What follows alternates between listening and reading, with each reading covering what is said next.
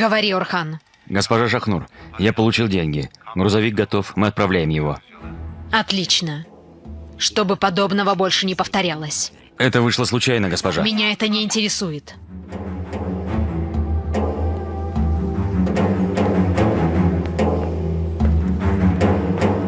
Алло, господин Ахмед. Грузовик в пути. Прекрасно. Пусть доберется без происшествий. Ты мне с вечера хочешь что-то сказать, но не решаешься. Я думала о Явузе. Он в порядке, интересно. С чего ты вспомнила о Явузе? В порядке, наверное. Ребята о нем заботятся. Ты даже толком не навещаешь его. И нас к нему не возишь. Ему еще долго сидеть. Съездим.